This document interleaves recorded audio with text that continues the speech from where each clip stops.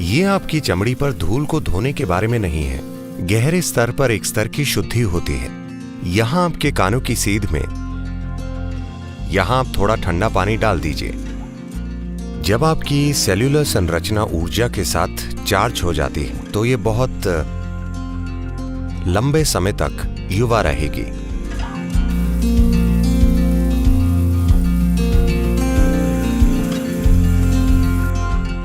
ज्यादातर भारतीय भाषाओं में आम बोलचाल में हठ शब्द का अर्थ है अटल होना। ये एक गुण है जिसकी आपको जरूरत होगी। आपका शरीर कहता है बस बहुत हो गया, पर आप अड़ गए हैं। यही हठ योग है। आपका मन कहता है मैं हार मानता हूं, मैं अब ये और नहीं कर सकता, पर आप अटल हैं। आप बस करते जाते हैं। तो हठ योग ऐसा शरीर बनाने के बारे में है जो व्यक्ति के जीवन में बाधा न बने। It will become a stepping stone, but not a hurdle. ये एक सीढ़ी बन जाएगा, पर रुकावट नहीं बनेगा। अपनी पूरी संभावना में खिलने के लिए व्यक्ति के विकास में रुकावट नहीं बनेगा।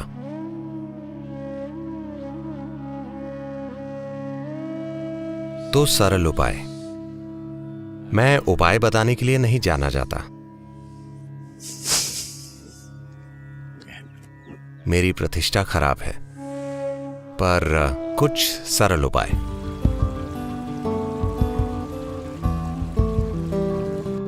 यौगिक संस्कृति में कोई फव्वारे में नहीं नहाता था। नहाने का हमेशा मतलब था नदी में डुबकी। वे हमेशा नदी पर जाते, डुबकी लगाते और फिर योग करते। अगर आप ऐसा करते हैं तो आपकी मांसपेशियां अच्छी रहेंगी। तो इसे करने का दूसरा तरीका यह है कि आमतौर पर हमारे घरों में जिस बाल्टी से हम खुद पर पानी डालते हैं वो इतनी बड़ी होती है। उसमें कम से कम 4 लीटर पानी होता है। अगर आप ऐसा करते हैं तो पूरा शरीर बस हो गया हमेशा। मेरा मतलब है, मैं महिलाओं के लिए इस पर जोर नहीं दूंगा, आपकी हेयर स्टाइल अलग होती है, पर नहाने का मतलब यह है कि पानी की पहली बाल्टी सीधा आपके सिर पर हमेशा। शरीर पर ठंडा पानी डालने से गर्मी आपके सिर में चली जाएगी बहुत तेजी से। ऐसा नहीं होना चाहिए। तो इसलिए जो लोग अपने बाल गीला नहीं करना चाहते, उन्हें कम से कम थोड़ा ठंडा पानी लेकर अपने एक बिंदु है यहां आपके कानों की सीध में यहां आप थोड़ा ठंडा पानी डाल दीजिए। तुरंत आप देखेंगे कि सिर में एक ठंडक आ गई है। उसके बाद आप शरीर को नहला सकते हैं। पर इसके अलावा हमेशा पहली बाल्टी अपने सिर पे ही डालनी चाहिए, शरीर पर नहीं। तो आपको अपनी बाल्टी भरनी है। और सुबह नहाने का यह सबसे अच्छा तरीका है। शरीर को पानी में डूबा हुआ होना चाहिए, जैसे कि आप एक डुबकी लगा रहे हैं। ठीक है? पूरा शरीर एक साथ, कम से कम चमड़ी पानी में डूबी रहनी चाहिए। इस तरह नहीं, ऐसे ऐसे ऐसे। अगर आप पानी डालते हैं तो पूरा शरीर को लगना चाहिए कि आप उसे डुबकी लगवा रहे हैं। तो अगर आप ऐसे डालेंगे तो सिस्टम में एक ठंडक आएगी और मांसपेशियां बहुत लचीली हो जाएंगी। फव्वारे से ऐसा हो सकता है। अगर फव्वारा काफी शक्तिशाली है या कम से कम पानी की मात्रा काफी अच्छी है तो फव्वारा यह आसानी से कर सकता है।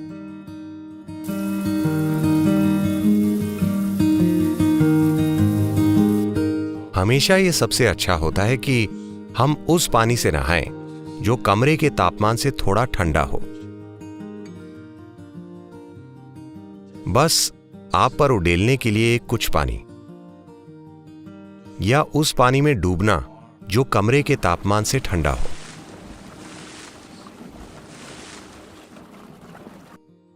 क्योंकि अगर ऐसा होता है तो सतह पर यह होगा कि कोशिकाएं, एपिथेलियल कोशिकाएं सिकुड़ जाएंगी। जब वे सिकुड़ेंगी तो वे सारे रोम छिद्र खोल देंगी।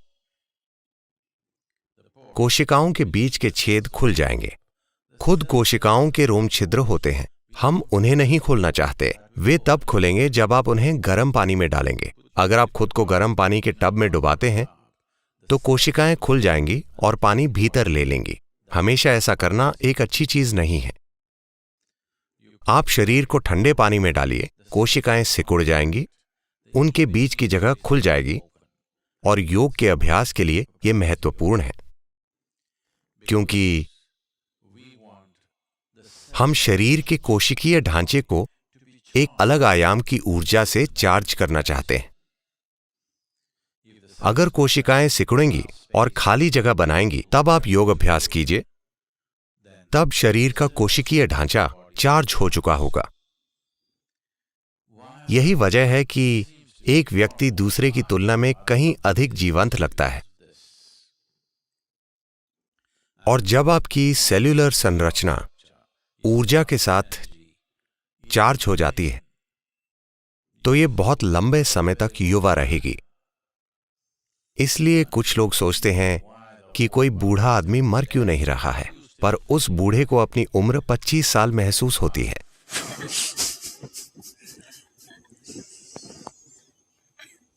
हठ योग दुनिया को निराश करने का भी एक तरीका है।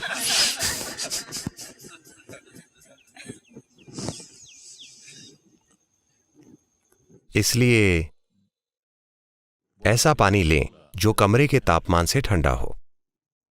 भारत में, दक्षिण भारत में कम से कम ये कोई बड़ी समस्या नहीं है। पानी हमेशा उसी तापमान पर रहता है, ये आदर्श जगह है। पर अगर आप ठंडे देश में हैं, अगर आप समशीतोष्ण यानी टेम्परेट जलवायु में हैं, तो पानी बहुत ठंडा हो सकता है, वो ठीक नहीं होगा। पानी का तापमान कमरे के तापमान से 5 से 8 डिग्री सेंटीग्रेड कम होना चाहिए, उससे ज्यादा नहीं।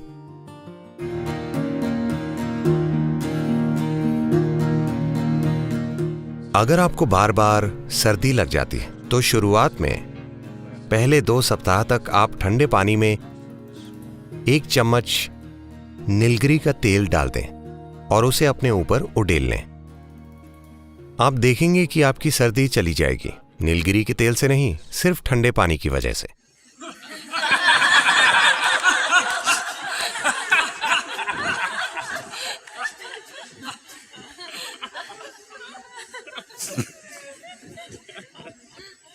अगर आपको कोई इन्फेक्शन है या कुछ और है और बहुत ज्यादा कफ पैदा हो गई है, तो उसका अलग तरीके से इलाज करना जरूरी है। पर जैसा कि मैंने कहा, पानी को कमरे के तापमान से 5 से 8 डिग्री नीचे के बीच कहीं होना चाहिए। पानी बहुत ज्यादा ठंडा ना हो।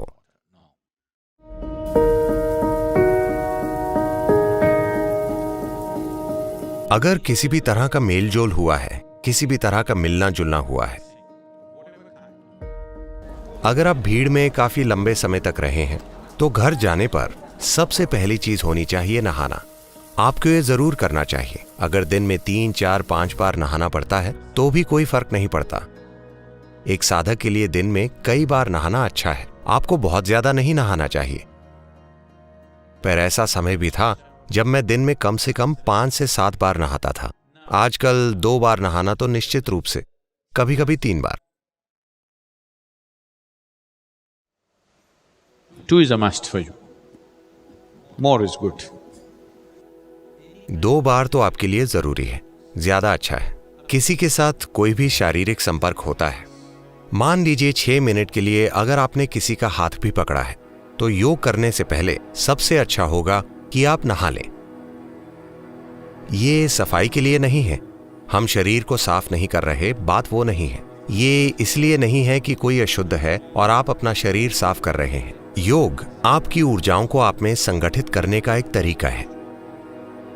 तो अगर किसी तरह का मेलजोल बहुत ज्यादा हुआ है, अगर मैं आकर किसी कार्यक्रम में बैठता हूं, मैं किसी को शारीरिक रूप से छू तक नहीं रहा, अगर मैं किसी कार्यक्रम में 2-3 घंटे बैठता हूं, तो सबसे पहली चीज नहाना। क्योंकि उस मेलजोल से एक तरह से आपकी ऊर्जा की समग्रता थोड़ी ढीली हो जाती है। तो जब भी आप घर जाएं, सबसे पहले नहाएं। नहाने का मतलब साबुन, शैम्पू ये वो नहीं है। पानी से भरी एक बाल्टी, boom. Just water flowing over, it purifies. बहता हुआ पानी शुद्ध करता है। बिना धोए और रगड़े पानी शुद्ध कैसे कर सकता है? वैसे नहीं है। आपको पता है, न्यूक्लियर रिएक्टर में वे कुछ धातुओं का इस्तेमाल करते हैं, जैसे टाइटेनियम और प्लैटिनम और कुछ दूसरी चीजें भी। अगर वे इन धातुओं को शुद्ध करना चाहते हैं, वे धातुओं को शुद्धतम रूप में चाहते हैं, सामान्य प्रयोगशाला प्रक्रिया में वे एक सीमा तक ही शुद्ध कर पाते हैं, उससे परे वे शुद्ध नहीं कर पाते। तो वे ये करते हैं, उस धातु की एक रॉड और एक छल्ला बनाते हैं। छल्ले को रॉड से छुए बिना बस ऊपर नीचे घुमाते हैं। आप देखेंगे कि धातु शुद्ध हो जाएगा। तो आपके शरीर में 72% पानी है। आप बस इस पर पानी डाल दीजिए, एक तरह की शुद्धि होगी। ये आपकी चमड़ी पर लगी धूल को धोने के बारे में नहीं है, वो तो वैसे भी होगा, वो एक अलग चीज है। पर बस पानी को अपने ऊपर बहाने से गहरे स्तर पर एक तरह की शुद्धि होगी। क्या आपने देखा है? मान लीजिए आप किसी दिन बहुत तनाव में हैं, आप बस फव्वारे के नीचे जाकर खड़े होते हैं, तो आप बाहर नहीं आना चाहते, आप बस वहां थोड़ी देर ठहरना चाहते हैं।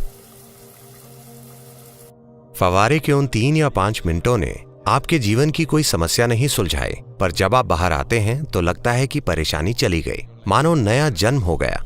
क्या आपने ये देखा है? आपको महसूस होता है कि परेशानी गई।